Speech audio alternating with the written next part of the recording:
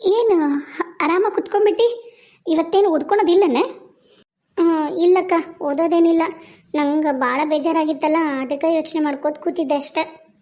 ನಂಗೆ ಅನಿಸ್ತು ನೀ ಬೇಜಾರು ಮಾಡ್ಕೊಂಡು ಕೂತಿರ್ತಿ ಅಂತನ, ಅದಕ್ಕೆ ಇಲ್ಲಿವರೆಗೆ ಬಂದೆ. ಅಂದಂಗೆ ಏನು ಫೋನ್ ಮಾಡಿ ಮಾತಾಡಿದ್ನ ವಿಕ್ರಮ? ಇಲ್ಲಕ್ಕ, ನಂಗೆ ಫೋನ್ ಮಾಡಿಲ್ಲ ಮಾವ. ಹೋಗಿ ಅಪ್ಪ ಫೋನ್ ಮಾಡ ಅಲ್ಲಿ ಹೇಳಿ ಮತ್ತು ಅಪ್ಪನ ಕೈಯಾಗೂ ಬಯಸಿದ. ಬುದ್ಧಿ ಹೇಳೋದ ಆಗೋಯ್ತು ಎಲ್ಲರೂ ನನಗೆ. ಅದ ಈ ದೊಡ್ಡವ್ರನ್ನರಿಗೆ ಯಾರಿಗೂ ತಲೆಯಾಗ ಬುದ್ಧಿನೇ ಇಲ್ಲ, ನೀ ಅದನ್ನ ಒಪ್ಕೊ. ಅದೇನೋ ನಿಜ, ನನಗೂ ಏನೋ ಹಂಗೆ ಅನ್ನಿಸ್ತು. ಅಪ್ಪ ಅಂತರೂ ಮಾವಾಗ ಸಪೋರ್ಟ್ ಮಾಡ್ತಾನೆ ಬಿಡು, ಹೋಗಲಿ, ಏನು ಮಾಡೋಕ್ಕಾಗಲ್ಲ. ನೋಡಬಾರ್ದಾ, ಅತ್ತನಿಂದ ನಿಂಗೆ ಬೇಜಾರಾಗೈತಿ. ಒಂದು ಫೋನ್ ಕಾಲ್ ಮಾಡಿ ಯಾಕವ ಏನಾಯಿತು ಸೌಜನ್ಯ, ಆಯಿತು ಆಗಿದ್ದು, ಹೋಗ್ಲಿ ಬಿಡು ಅಂತಂದು ಪ್ಯಾಚಪ್ ಮಾಡ್ಕೋಬೇಕು. ಆ ಕ್ಯಾರೆಕ್ಟರ್ ಹಂಗೈತೆ ಅನ್ಸುತ್ತ. ಆಮೇಲೆ ಚಂದಾಗ ಮಾತಾಡ್ಬೇಕನ್ನೋದು ಗೊತ್ತಾಗಲ್ಲ ಅನ್ಸುತ್ತ ಭಾಳ ಮಾಡಿ. ಅಲ್ಲ, ಈ ಥರ ಕ್ಯಾರೆಕ್ಟರ್ ಇದ್ರೆ ಕಷ್ಟ. ನಿಂಗೆ ನೆನಪೈತನ ನನ್ನ ಫ್ರೆಂಡ್ ಒಬ್ಬಾಕಿ ಧೃತಿ ಅಂತ ಇದ್ಲು, ನೆನಪೈತನ? ಹಾಂ, ನೆನಪೈತಕ್ಕ. ಆಕೆ ಗಂಡಂದನು ಸೇಮ್ ಕ್ಯಾರೆಕ್ಟ್ರು, ಹೆಂಡತಿ ಬಗ್ಗೆ ಕಾಳಜಿನೇ ಇಲ್ಲ.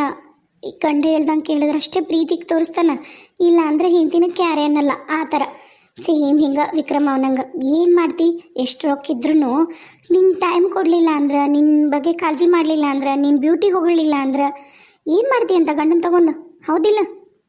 ಆದರೂ ನೀ ತಲೆ ಕೆಸ್ಕೋಬೇಡ. ನೀನು ಯಾವುದೇ ಕಾರಣಕ್ಕೂ ನೀನಾಗೆ ಫೋನ್ ಮಾಡೋಕ್ಕಂಕ್ರೂ ಹೋಗ್ಬೇಡ. ಹ್ಞೂ ಅಕ್ಕ, ನಾನಾಗೆ ಏನು ಫೋನ್ ಮಾಡಲ್ಲ. ಒಳ್ಳೆಯದು, ನೀನಾಗೆ ಯಾವ ಕಾರಣಕ್ಕೂ ಫೋನ್ ಮಾಡಬೇಡ. ಏನಿಲ್ಲ, ಮಿಂತ್ರದೊಳಗೆ ಡ್ರೆಸ್ ಬುಕ್ ಮಾಡೀನಿ ಅನ್ನಲ್ಲ, ಅದನ್ನ ತೋರ್ಸಕ್ಕೆ ಬಂದಿದ್ದೆ. ಬಾ, ಒಳಗೆ ಕುತ್ಕೊಂಡು ನೋಡೋಣ ಯಾವ ಡ್ರೆಸ್ ಹಾಕೋದಂತ ಹೇಳೋಣ. ಅಕ್ಕ, ಬೇಜಾರಾಗಬೇಡ, ನಂಗೆ ಮೂಡಿಲ್ಲ. ನೀನು ಹಾಕೋ, ನಿಂಗೆ ಯಾವ್ದು ಬೇಕದು. ನಾ ಒಳಗೆ ಹೋಗೋದು ಸ್ವಲ್ಪ ಮಲ್ಕೋತೀನಿ, ನನಗೆ ಬೇಜಾರಾಗೈತಿ. ಅಲ್ಲ, ನೋಡ್ತಿದ್ದಲ್ಲ ಯಾವ ಡ್ರೆಸ್ ಅಂತ ಹೇಳಿ. ಇಲ್ಲಕ್ಕ, ಬೇಡ, ನಂಗೆ ಪರವಾಗಿಲ್ಲ, ತಗೋ, ನೀ ನೋಡ್ಕೊ. ನಾ ಒಳಗೆ ಹೋಗಿ ಮಲಗ್ತೀನಿ, ನಂಗೆ ತಲೆನೂ ನೋಯಾಕತ್ತೈತಿ. ಬಾಯ್.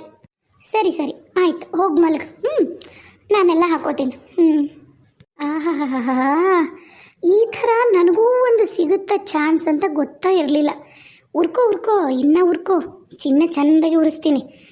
ಅವ ಅಂತರೂ ಸ್ವಾಭಿಮಾನ ಬಿಟ್ಟು ಫೋನ್ ಮಾಡಲ್ಲ, ನಿನಗೆ ಫೋನ್ ಮಾಡಕ್ಕೆ ನಾನು ಬಿಡಲ್ಲ. ಅಮ್ಮ ಅಮ್ಮ. ಓ ಭಾವನಾ, ಯಾವಾಗ ಬಂದೆ? ಹಾಂ, ನಾನಮ್ಮ. ಅಮ್ಮ ಎಲ್ಲಿದಾರ ಹೇಳಿ ಮೊದಲು. ಯಾಕೆ ಭಾವನಾ, ಏನಾಯ್ತು? ಅವ ಮ್ಯಾಲಿರ್ಬೇಕು, ಮಲಗಿರ್ಬೇಕು.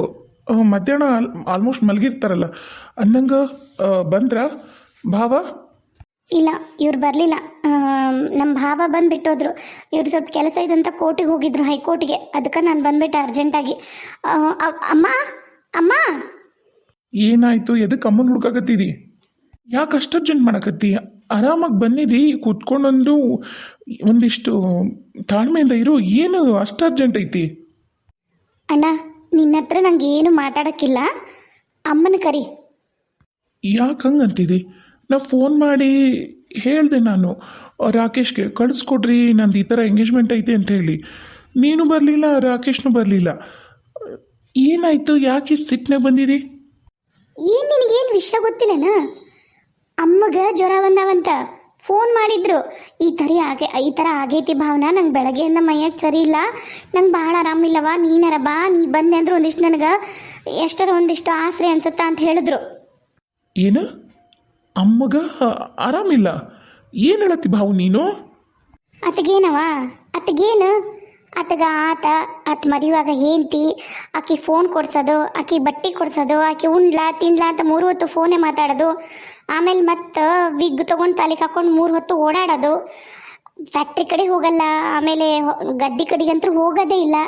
ಇಂಥವೆಲ್ಲ ಮಾಡ್ಕೊಂಡು ಕುತ್ಕೊಂಡಿರ್ತಾನ ಆತಗೆಲ್ಲಿ ತಾಯಿ ಮೇಲೆ ಪ್ರೀತಿ ಮಮಕಾರ, ತಾಯಿ ಆರಾಮದಳ ಇಲ್ಲ, ಉಣ್ಲ ಇಲ್ಲ, ಎಲ್ಲಿ ಕೇಳ್ಬೇಕಮ್ಮ?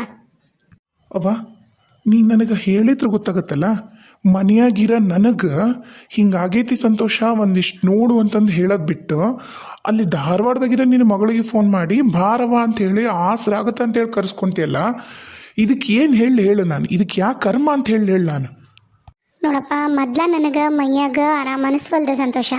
ನಿನ್ನ ಜೊತೆ ಜಗಳ ಮಾಡಕ್ಕೆ ನಾ ತಯಾರಿಲ್ಲ. ನನ್ನ ಮಗಳು ಬಂದಾಳ, ನನ್ನ ಆರೈಕೆ ಮಾಡ್ತಾಳೆ. ನಿನಗೆ ಆರೈಕೆ ಮಾಡಕ್ಕಂತಂದು ಈಗ ಹೆಂಗೋ ನೀನು ಹೆಂಡತಿ ಜೋಡು ಮಾಡಕತ್ತೀವಲ್ಲ, ಆಕಿದ ಆರೈಕೆ ಮಾಡು, ಆಕಿಗೆ ನಾನು ಆಪತ್ತು ಆಕಿದ್ ಕೇಳ. ನಮ್ದೆಲ್ಲ ಕೇಳ್ತಾರನ ತಾಯಿದು ಅಕ್ಕಂಗ್ಯಾರ್ದು. ಎಷ್ಟು ದಿನ ಆತು ನೀ ಫೋನ್ ಮಾಡಿ? ಭಾವನಾ ಫೋನ್ ಮಾಡಿ ಎಷ್ಟು ದಿನ ಆತು ನೀನು? ಅಯ್ಯೋ ಅವ್ವ ಬಿಡು ಹೋಗ್ಲಿ. ಅವತ್ತು ಎಂಗೇಜ್ಮೆಂಟಿಗೆ ಕರೆಯಾಗಿ ಫೋನ್ ಮಾಡ್ಯಾನ. ನಾನು ಎತ್ತಿಲ್ಲ. ಇವ್ರಿಗೆ ಫೋನ್ ಮಾಡ್ಯಾನ. ಇವರು ಏನೋ ಬ್ಯುಸಿ ಇದ್ದಾರೆ ಪಾಪ. ಇವರು ಗೊತ್ತಲ್ಲ, ಕೋರ್ಟ್ ಒಳಗೆ ಅಲ್ಲಿ ಇರ್ತಾರೆ, ಕ್ಲೈಂಟ್ ಇದ್ರು ಅಂತ ಇವರು ರಿಸೀವ್ ಮಾಡಿಲ್ಲ. ವಾಪಸ್ ಇನ್ನೊಂದ್ಸರಿ ಫೋನ್ ಮಾಡೋ ಪ್ರಯತ್ನನೂ ಮಾಡಿಲ್ಲ ಅಮ್ಮ ಇವನು. ಹಂಗ ಅವಂಗ ಒಟ್ಟು ಹೆಂಗಂದ್ರೆ ಮನೆಯನ್ನರ್ಕಿಂತ ಈಗ ಹೊರಗ್ಲಕ್ಕೆ ಬರಕತ್ತಾಳಲ್ಲ, ಆಕಿ ಮೇಲೆ ಒಲವು ಜಾಸ್ತಿ. ಆಗಲಿ ಬಾ ಮಗಳ, ಬಾ ಒಳಗೆ ಬಾ. ಯಾಕೆ ಬರಲಿಲ್ಲ ಇವರು ರಾಕೇಶ? ಅಬ್ಬ, ನೀ ಮಾಡಕತ್ತಿರೋದು ಅದು ನಿನಗ ಸರಿ ಅನಿಸ್ಬೇಕು ಏನ? ಅಲ್ಲವಾ, ಮನೆಯಾಗಿರೋ ಮಗಗೆ ಹೇಳ್ಬೇಕು ಅನಿಸ್ಲಿಲ್ಲ. ನೀ ದಿನ ಎದ್ದೇಳಂಗೆ ಎದ್ದಿದಿ, ಅವರು ಕೆಲಸ ಮಾಡೋಗ್ಯಾರ, ನೀ ನಾಷ್ಟ ಮಾಡಂಗೆ ಮಾಡಿಟ್ಟಿದಿ, ನಾನು ನಾಷ್ಟ ಮಾಡೀನಿ. ಅವಾಗೂ ಒಂದು ಮಾತು ಹಿಂಗಾಗೈತಿ, ನಂಗೆ ಜ್ವರ ಬಂದವು ಅಂತ ಒಂದು ಮಾತು ಹೇಳಲಿಲ್ಲ ನೀ ನನಗೆ. ನೀ ಮಾಡೋದು ಸರಿ ಏನೋ, ನೀನೇ ಯೋಚನೆ ಮಾಡು. ಕಲಸಪ್ಪ ಕಲಸು, ಅದು ಒಂದು ಐತೆ ತಮ್ಮ, ಕಲಿಸ್ಬಿಡ. ಕಲಸು. ಯಪ್ಪ, ನಮ್ಮ ಹಣೆ ಬರ ಸರಿ ಇಲ್ಲ, ನಮ್ಮ ಮನೆ ಬರ ಸರಿ ಇಲ್ಲ. ಬಾ ಬಾವು, ಬಾರಮ್ಮ. ಅಲ್ಲಿ ಭಾವನಾ, ನಿನಗೂ ಅರ್ಥ ಆಗುತ್ತಿಲ್ಲ. ನೀನು ಬೇರೆಯವ್ರ ಮನೆ ಸೊಸಿ, ನಿನಗೂ ಮದುವೆ ಆಗೈತಿ, ನಿನ್ನ ಗಂಡ ಸೇಮ್ ಅವ್ರ ಅವ್ಗ ಮಾಡೋ ಬದಲು ನಿನಗೆ ಮಾಡಿದ್ರ ನಿನ್ನ ಗಂಡ ಹಿಂಗೆ ಮಾತಾಡ್ತಾನೆ ನಾನು. ಅಣ್ಣ, ನೀನು ದಯವಿಟ್ಟು ಕಂಪ್ಯಾರಿಸನ್ನು ನಮ್ಮ ಮನೆಯವ್ರಿಗೆ ನಿನ್ನನ್ನು ಹೋಲಿಸ್ಬೇಡ. ನಿನ್ನ ಥರ ಚೀಪ್ ಅಲ್ಲ ನಮ್ಮ ಮನೆಯವರು. ಅವರು ಯಾವತ್ತೂ ಕುಡಿಯೋದಲ್ಲ, ಅವ್ರು ಕುಡಿಯೋದ್ರ ಕಡೆ ತಲೆ ಹಾಕಿನೂ ಮಲಗಿಲ್ಲ. ನಿನ್ನ ಥರ ಯಾವತ್ತು ಚೀಪ್ ಬಿಹೇವಿಯರ್ ಅಲ್ಲ ನನ್ನ ಗಂಡಂದು. ಹೋಲಿಸ್ಕೊಂಡು ನನ್ನ ಗಂಡನ ಮರ್ಯಾದೆನೂ ತೆಗಿಬೇಡ ದಯ ಮಾಡಿ. ಅತ್ತಗೇನು ಬಾ. ತಾನು ದೊಡ್ಡ ಇದು ಅನ್ಕೊಂಡ್ಬಿಟ್ಟಾನ. ಅತಗ ಊರಾಗ ಮರ್ಯಾದೆ ಕೊಡೋದು, ಆಮೇಲೆ ಎಲ್ಲರೂ ಮರ್ಯಾದೆ ಕೊಡೋದು ಸಂತೋಷನ ಹೆಸರಿಗೆ ಅಂತ ತಿಳ್ಕೊಂಡಾನ. ಸಂತೋಷ ಮುಂದೆ ಹೆಸರೈತಲ್ಲ ಈ ಮನೆತನಕ್ಕೆ, ಆ ಮನೆತನಕ್ಕೆ ಅನ್ನೋದು ಗೊತ್ತಿಲ್ಲ ಅತ್ತಗ. ದೊಡ್ಡ ಈ ಗಟರದಾಗ ಬಿದ್ದು ಉಳ್ಳಾಡಿರೋದು ಯಾರ ನಮ್ಮ ಊರನ್ನಾರು ನೋಡಿದ್ರು ಅಂದಿದ್ರ ಅಂದಂಗ ಏನು ಗೊತ್ತ ಭಾವನಾ? ಅವ್ವ, ನಾನು ನಿನ್ನ ಹೊಟ್ಟೆ ಹುಟ್ಟಿದ ಮಗ, ಅವಮಾನ ಮಾಡಬೇಡ. ಇನ್ನೇನಪ್ಪ, ಇನ್ನೇನು? ನಿನಗೆ ತಾಯಿ ಮಾತಾಡಿದ್ರ, ಬುದ್ಧಿವಾದ ಹೇಳಿದ್ರ ನಿನಗೆ ಅವಮಾನ ಅನ್ಸೋದು ಸಹಜ. ಯಾಕೆ ಹೇಳು? ಮಗ್ಳು ಹೇಗೆ ಬರ್ತಾಳಲ್ಲ ಈಗ. ಅವ್ವ ಪ್ಲೀಸ್, ನೀ ನನಗೆ ಕರಿಬೇಡ ಅವ್ವ ಅಂತ ಹೇಳಿ. ನನಗೆ ನೀ ಹಂಗೆ ಕರಿಯೋದ ಇಷ್ಟ ಆಗಲ್ಲ. ಏನವ ಅದೇನೋ ಹೇಳಕತ್ತಿದ್ದಿ, ಇನ್ನೊಂದು ವಿಷಯ ಏನು ಗೊತ್ತನು ಅಂತಂದು. ನಿಮ್ಮ ಅಣ್ಣ, ಐ ಮೀನ್ ಮಿಸ್ಟರ್ ಸಂತೋಷ್ ಅವರು ಆ ಹುಡುಗಿ ಮನೆ ಮುಂದೆ ಇಂಜಿನಿಯರಿಂಗ್ ಮುಗ್ದೈತಿ, ಕಂಪ್ಲೀಟ್ ಆಗೈತಿ ಅಂತ ಹೇಳಾರ. ಇಂಜಿನಿಯರಿಂಗ್ ಸ್ಪೆಲ್ಲಿಂಗ್ ಗೊತ್ತತನ ಕೇಳಿ ಮಣ್ಣಗೆ ಹೋಗ್ಲಿ.